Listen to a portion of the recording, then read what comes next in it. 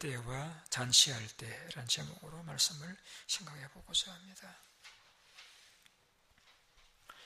우리가 살아가면서 나름대로 자신이 생각하는 삶의 원리가 있습니다. 그것은 가정에서 부모에게 배웠든지 혹은 학교에서 배웠든지 나름대로 생활 원리가 있어가지고 그러한 원리를 따라서 생활하게 되어집니다.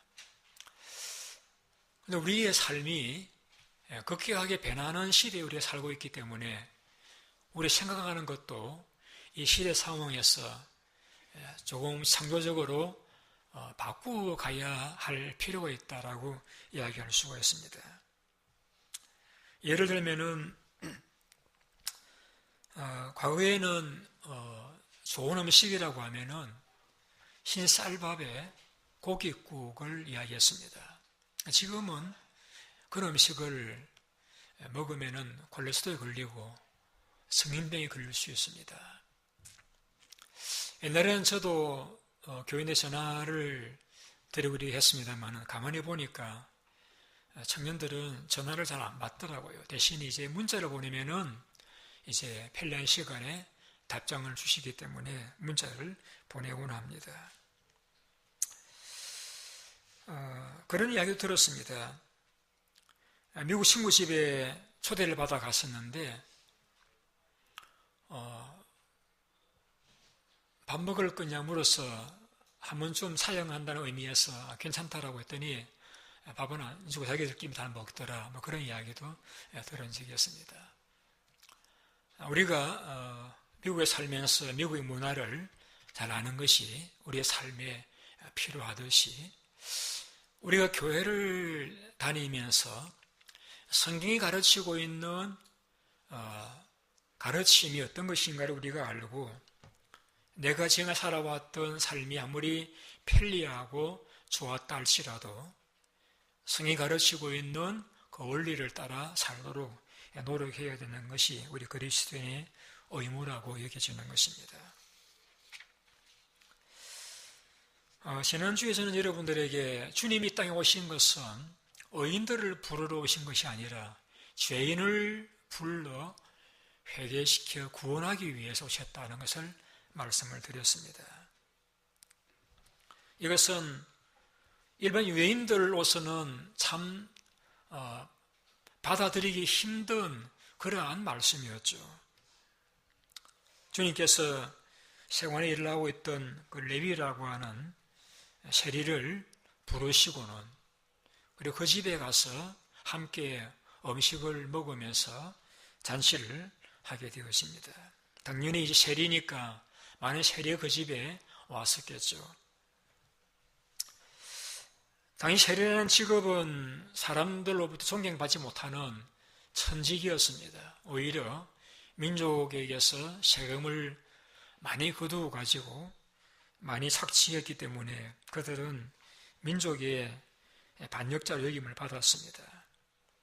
그런데 그러한 세리들과 함께 밥을 잡수시는 예수님이 유대인들이 보기에는 도무지 납득할 수가 없었습니다. 주님이 어떻게 세리들과 함께 밥을 먹습니까?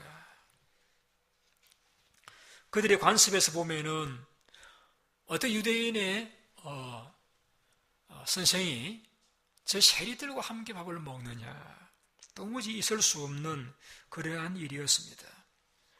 그들의 판단에서 볼 적에는 세리들은 외면하고 주님이 오히려 야단을 치신다든지 벌을 내려야 될 그런 사람들인데 주님께서 그런 사람들과 함께 밥을 먹는 것이 도무지 그들의 생각으로서는 용납하기 힘든 그러한 일이었습니다.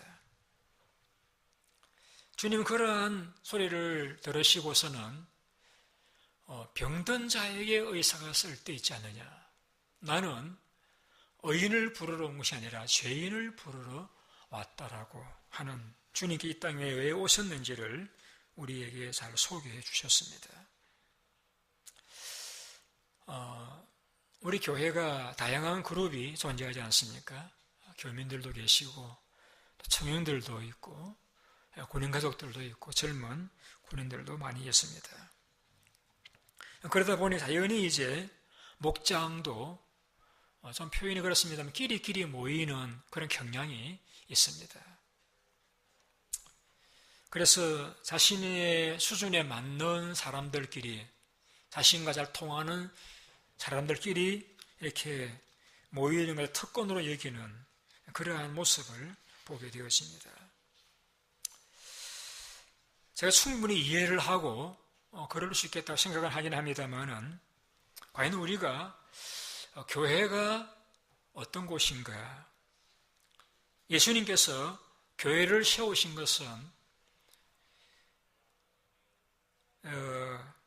끼리끼리 모여서 재미있는 시간을 가지라고,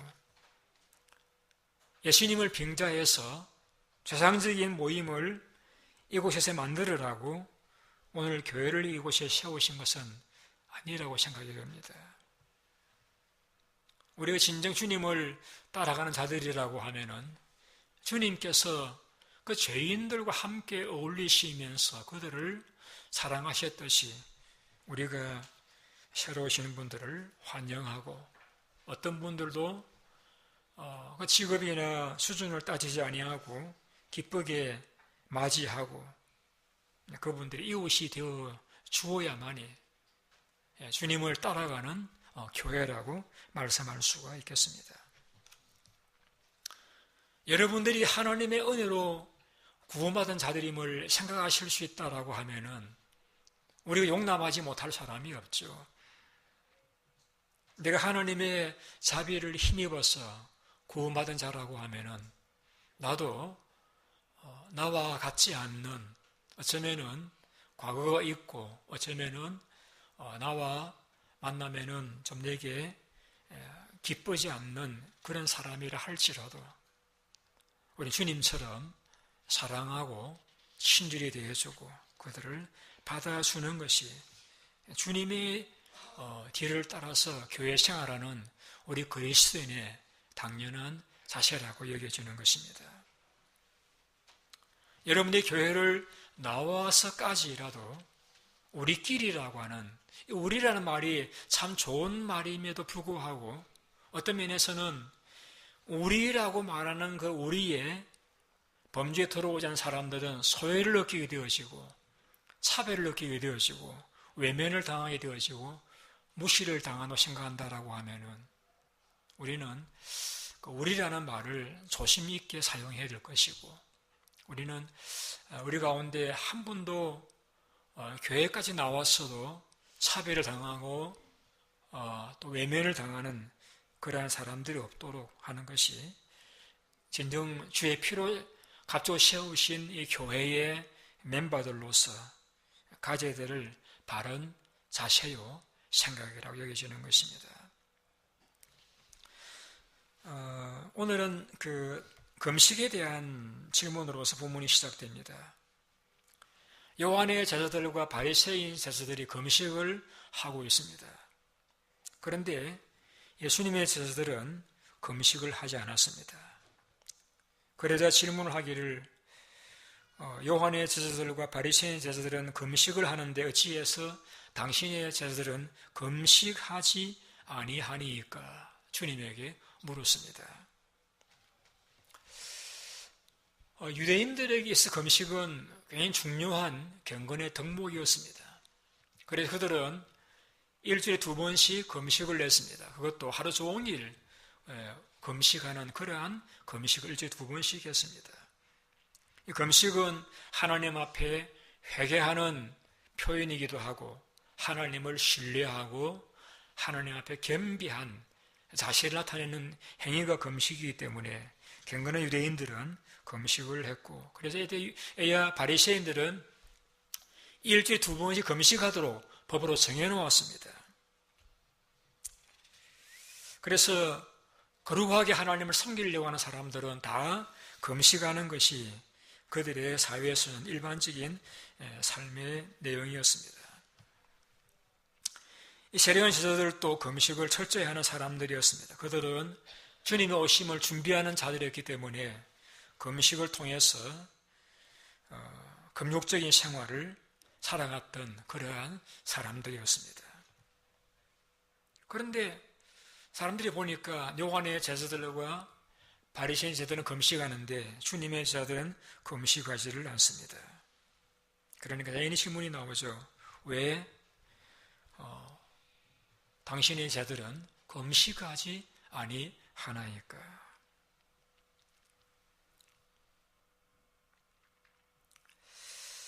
예수님은 이 땅에 오셔가지고 물론 금식하셨습니다.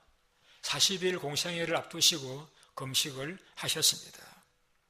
그러나 대부분의 시간은 제자들과 함께 즐겁게 음식을 먹고 또 죄인들을 불러서 함께 음식을 먹는 또 포도주를 마시는 그러한 일들을 많이 하셨습니다.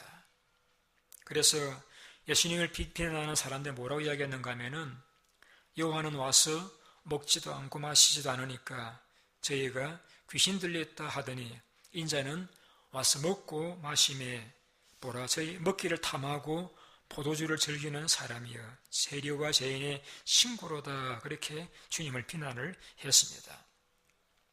예수님의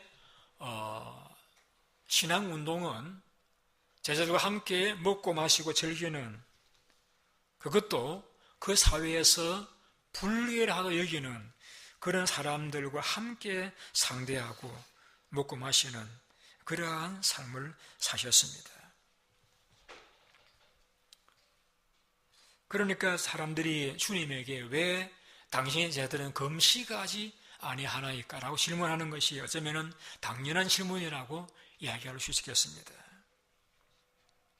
주님은 그 질문을 받으시며 어떻게 답변하시는가 하면은 우리 19절을 같이 읽어보시겠습니다.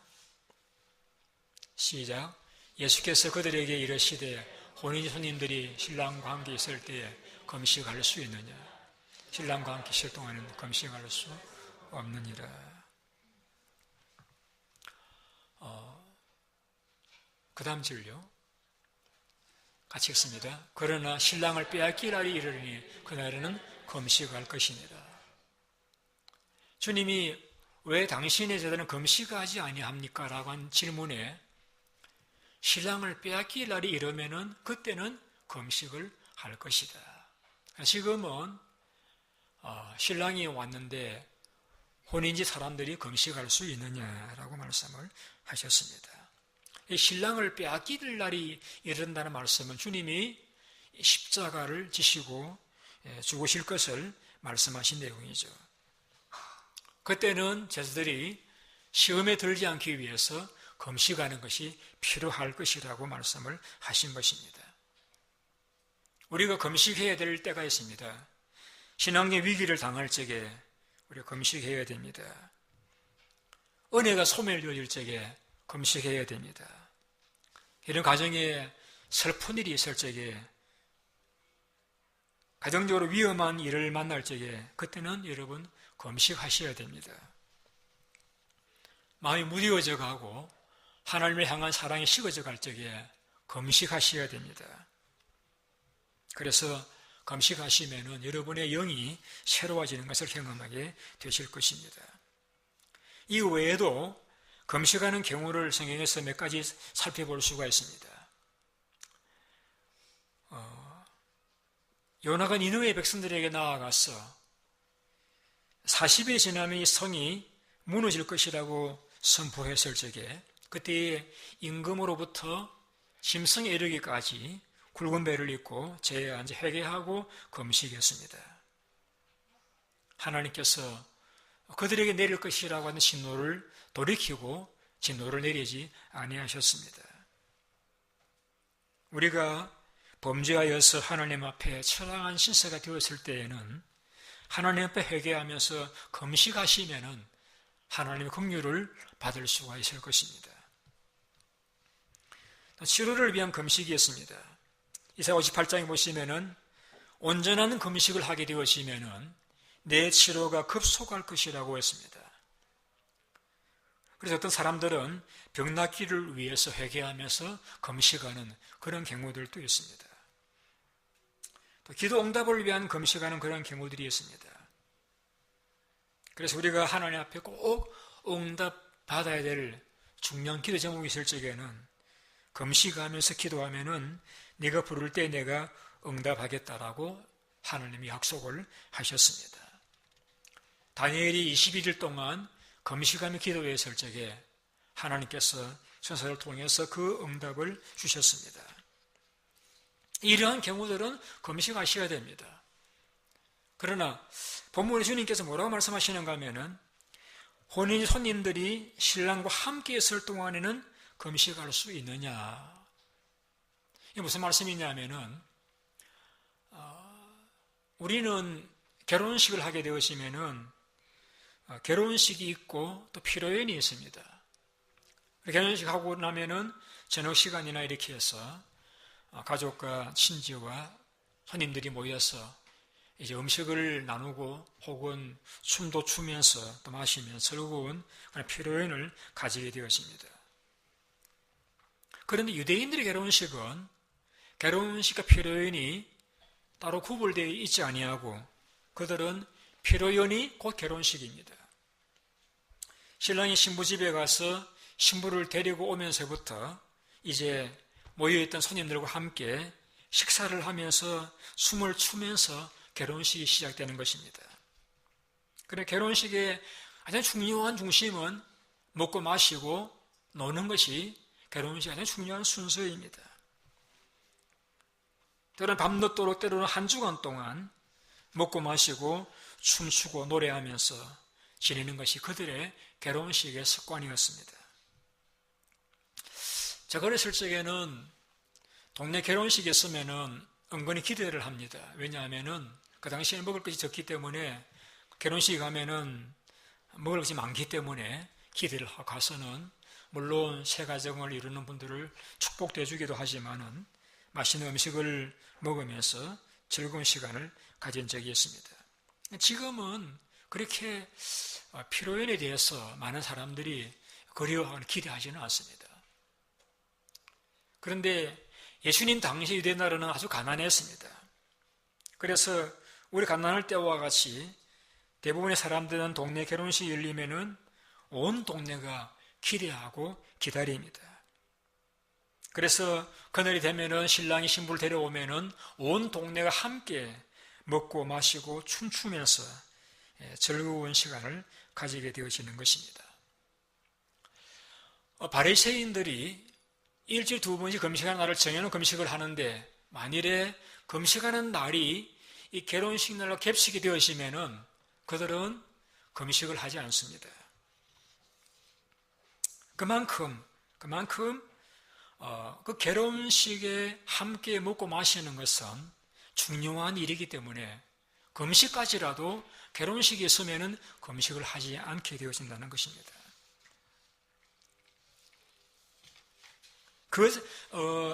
그들의 이 관습을 이야기하시면 주님이 이렇게 말씀하고 계신 것이죠. 혼인 손님들이 19절 좀 띄워보세요. 예수께서 이르시되 혼인 손님들이 신랑과 함께 있을 때 금식할 수 있느냐? 신랑과 함께 있을 동안에는 금식할 수 없느니라. 자, 주님이 그들의 관습을 가지고서 말씀하고 계시는 것입니다. 혼인 손님들이 신랑과 함께 있을 동안에는 금식하지 않지 않느냐. 이 말씀은 지금 주님은 신랑이고 제자들은 손님이라는 것입니다. 이것은 우리는 그냥 그저 그렇게 듣는 말씀일지 모르겠습니다만 유대인들에게는 굉장히 충격적인 말씀입니다. 왜냐하면 바리새인들이 금식하면서 또 요한의 제를 금식하면서 기다리는 것은 메시아가 오시게 되면은 이제 혼인잔치와 같은 메시아 시대가 시작될 것이라고 기대하고 있었습니다. 그런데 주님께서는 내가 너희를 기다리는 그 메시아이고 꼭 내가 신랑이고 이들은 바로 손님들이다 라고 말씀하고 계시는 것입니다.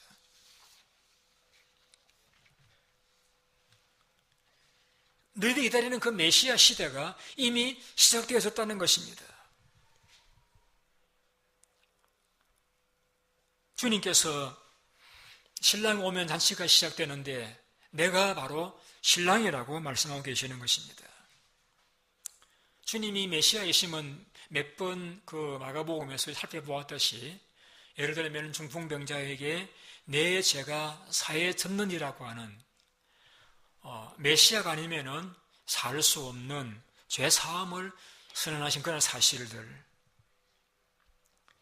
귀신을 쫓아내셨던 그러한 축사 사역들, 삭개오에게 20의 구원이 이르렀다고 선언하신 그런 내용들은 예수님이 바로 구약에서 예언된 그 메시아이심을 증명해주는 그러한 행위들이라고 말씀할 수가 있습니다.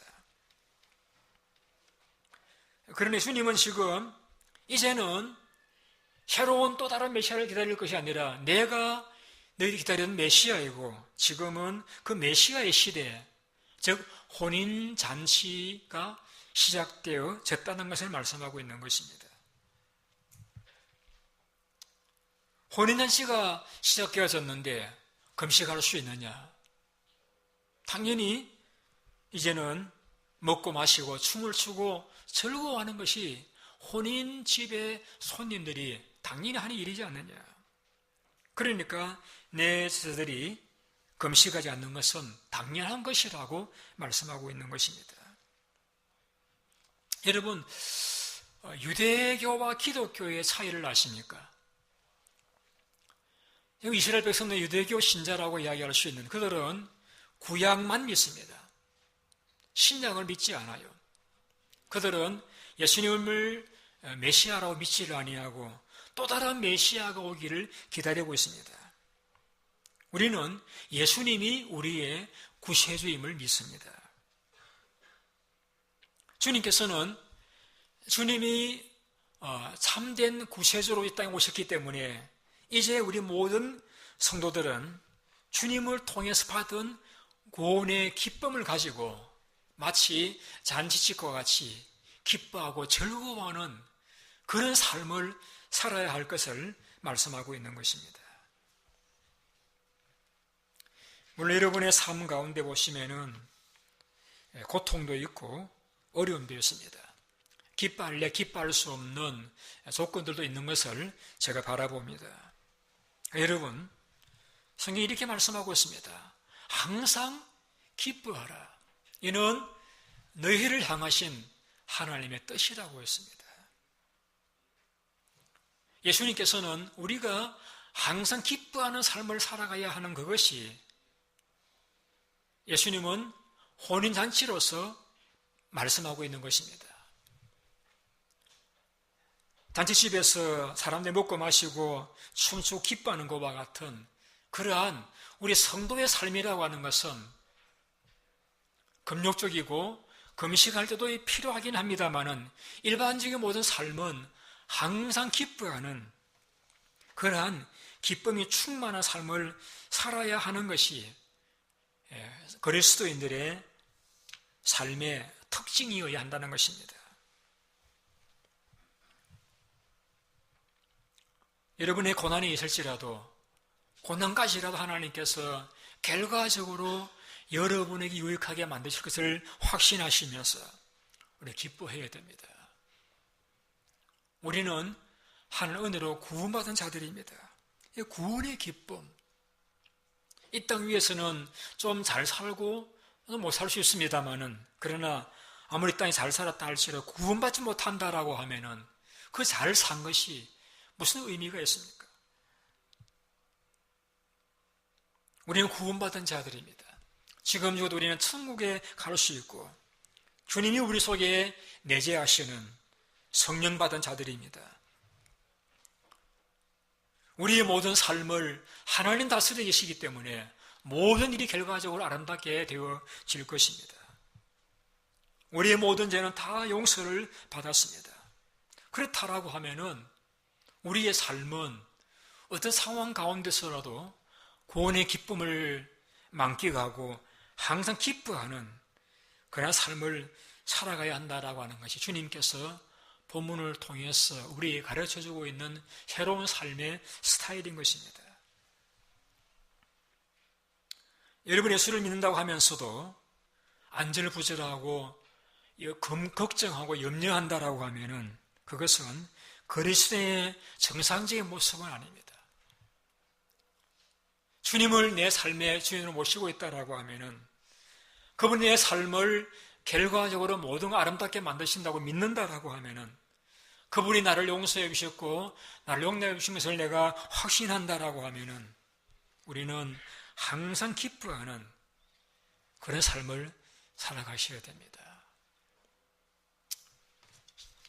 주님은 이러한 삶을 두 가지 비유로서 설명하고 있습니다. 한 가지는 21절에 생배 조각을 낡은 옷에 붙이는 자가 없나니 만약 그렇게 하면은 기운 것이 낡은 것을 당기어 헤어짐이 더하게 되느니라. 여기서 낡은 옷, 생배조각이라는 말이 나오죠. 낡은 옷은 유대교인들을 가리키는 것이고 생배조각은 예수님의 교훈을 가리키는 것입니다. 그래서 낡은 옷에다가 생배조각을 붙이게 되어지면은 이것이 세탁을 하면서 이렇게 줄어들면서 당겨가지고 오히려 그 생배조각이 낡은 옷을 망가뜨리는 그런 결과를 가져오기 때문에 아무도 생배조각을 낡은 옷에 붙이는 자가 없다는 것이죠.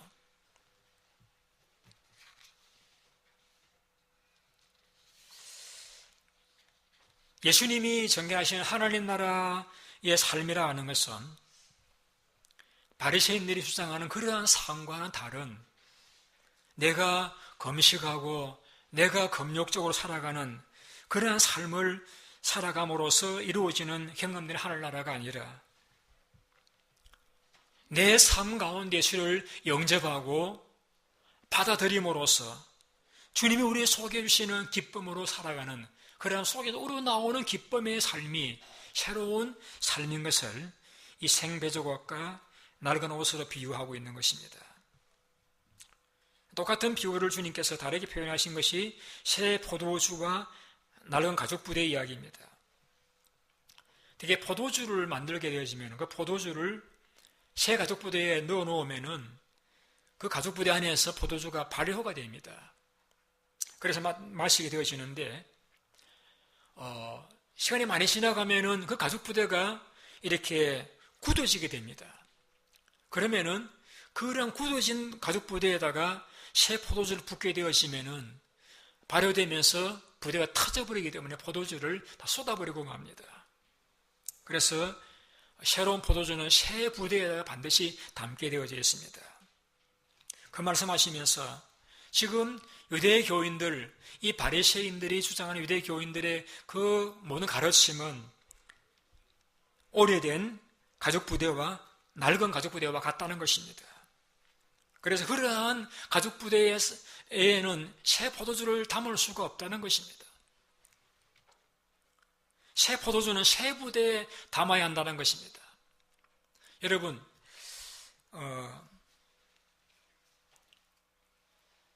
바리새인들을 비롯해 요한까지는 예언시대라고 이야기할 수 있습니다. 예언시대는 오실 메시아를 기다리고 있던 그런 시대라고 이야기할 수 있습니다. 주님 오심으로 이 새로운 시대가 전개되어진 것입니다. 그래서 주님을 모심으로 인해서 이제는 내가 절제하고 내가 조심함으로써 경험되어진 하늘나라가 아니라 주님이 내 삶을 다스리심으로 경험되는 그러한 새로운 의미에서 하늘나라를 경험하게 되어지는 것입니다. 그것을 새 포도주는 새 부대에 담아야 한다라고 말씀하고 계시는 것입니다. 여러분 삶이 어떠세요? 예수 믿는 사람이 힘들고 어렵습니까? 아니면은 기쁨이 넘쳐나는 그런 삶이십니까? 만약 여러분의 삶 가운데 기쁨이 없는 삶이라고 하면은 여러분은 예수님을 잘못 믿고 계시는 것입니다.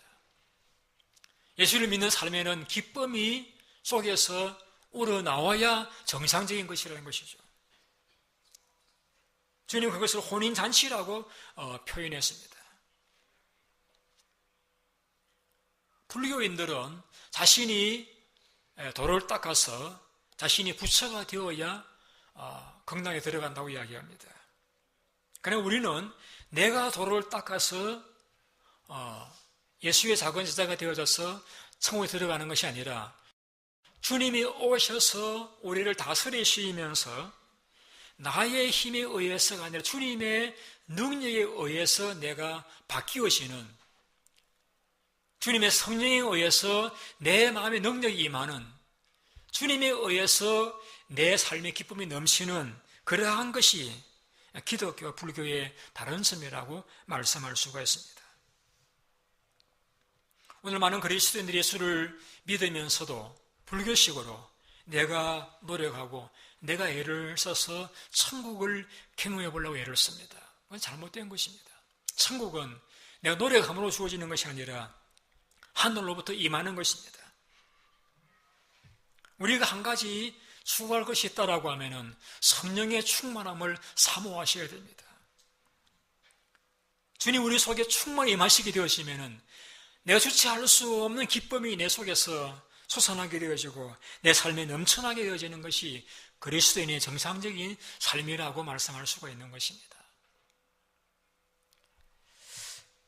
이것을 요한복음 2장에서는 이렇게 기록되어지고 있습니다.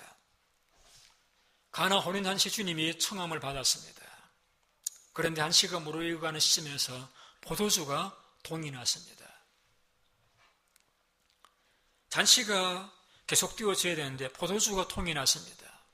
그 혼주는 지금 어떻게 할 바를 모릅니다.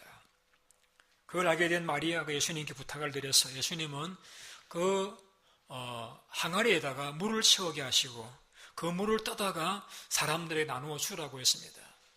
그때에 그 맹물이 맛있는 포도주로 변화가 되어졌습니다.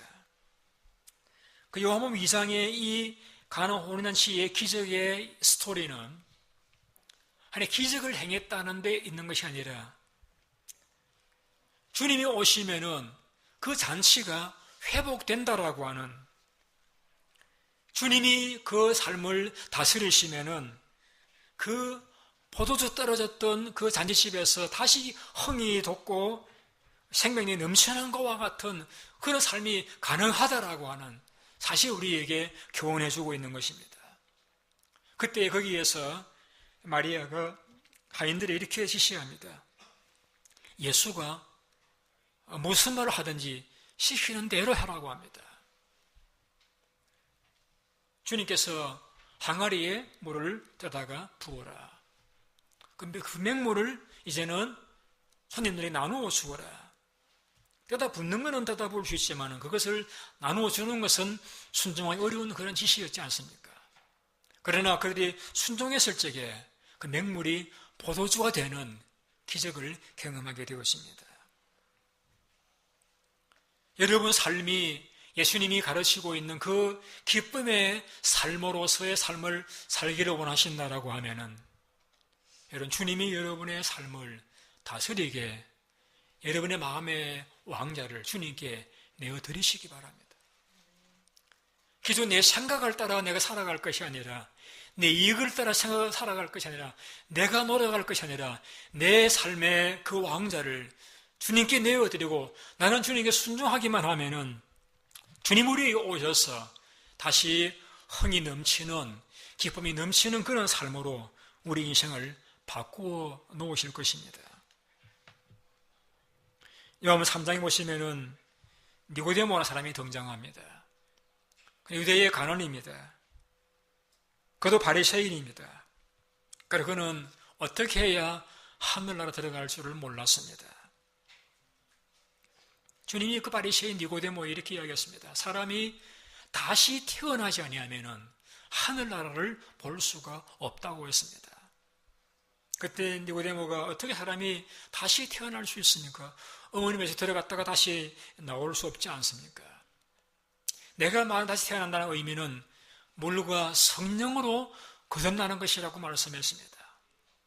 성령에 의해서 우리 속에 하나님의 생명이 임재되어질 적에 우리는 다시 태어난 자와 같은 새로운 존재가 된다는 것을 주님은 다시 태어난다고 표현을 하셨던 것입니다. 여러분은 다시 태어나셨습니까? 우리가 성령께서 내 마음속에 임하시면서 나를 다스리시면서 우리는 새로운 생명을 가지게 되어지고, 그러한 우리의 삶에는 포도주가 변화되어서 이제 맹물이 변화돼 포도주가 된 것과 같은 그러한 기쁨의 잔치와 같은 그런 삶이 우리 인생에서 경험되어지게 되는 것입니다. 여러분, 지금 우리가 살고 있는 시대는 은혜의 시대이고 구원의 시대입니다. 주님, 우리가 이 땅 위에서 천국을 누리며 살기를 원하십니다. 그러나 우리는 많은 사람들이 이 땅 위에서 고생을 하고 내가 죽고 난 후에 들어갈 그 천국에서 기쁨을 누리겠다라고 생각하고 살아가는 것 같습니다. 그러나 성경의 교훈은 이 땅 위에서 주님이 원하셨던 그 기쁨을 누리며 살아가시는 것입니다. 그것은 내가 금욕적인 삶을 살아감으로 가능한 것이 아니라 내 삶의 주님을 내가 모셔드리고 그분이 나를 다스리도록 온전히 나를 그분께 드리고 그분의 가르침이 나를 지배하실 적에 우리는 내가 과거에 경험해 보지 못했던 기쁨이 넘치는 그러한 잔치집과 같은 그런 삶을 살아가게 되어지는 것입니다. 제가 처음 결혼해서는 저희 아이네 엄마와 말다툼을 한 적이 다소 있었습니다. 자식 교육에 대해서 혹은 어떤 일에 대해서 의견이 다르다 보니까 충돌할 때들이 있었습니다. 지금은 거의 충돌할 일이 없습니다. 왜냐하면 서로 생각을 잘 이해하고 받아들였기 때문입니다. 우리가 교회를 나왔다는 것은 하나님 나라의 백성이 되었다는 것입니다. 하나님 나라의 백성이 되었다라고 하면은 당연히 우리는 하나님의 법을 따라야 됩니다. 하나님의 법이라고 하는 것은 우리의 삶 가운데 주님을 모셔드리고 그 주님이 나를 온전히 다스리시도록 내 모든 것 주님께 내어드리는 것입니다. 이것이 우리가 가져야 될 의식의 전환임이고 우리가 이 땅 위에서 천국을 경험하기 위한 삶의 변화해야 할 부분이라고 말씀할 수가 있습니다. 여러분들은 예수님의 잔치에 초대되어진 하객들입니다. 주님은 여러분들이 예수님의 사랑과 그 공의와 그 용서의 기쁨과 성령의 충만함을 경험하기를 원하십니다.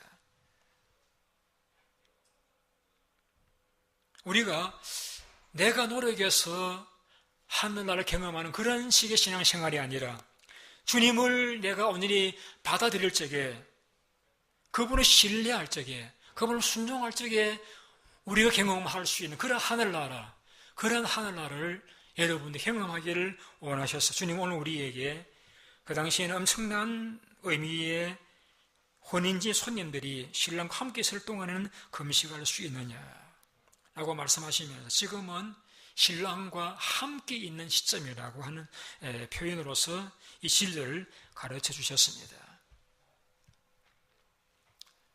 교회를 다니면서 우리의 사고의 전환이 물론 쉽지 않은 것 제가 잘 압니다.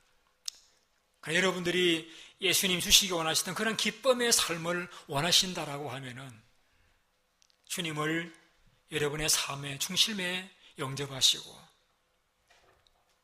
여러분 모든 삶을 주님께 드려서 순종하시고 신뢰하시고 의지하시고 살아가시면은 주님께 여러분의 삶이 주시고자 하시던 그 기쁨이 넘치는 삶을 경험하게 되실 것입니다. 우리 기도하겠습니다.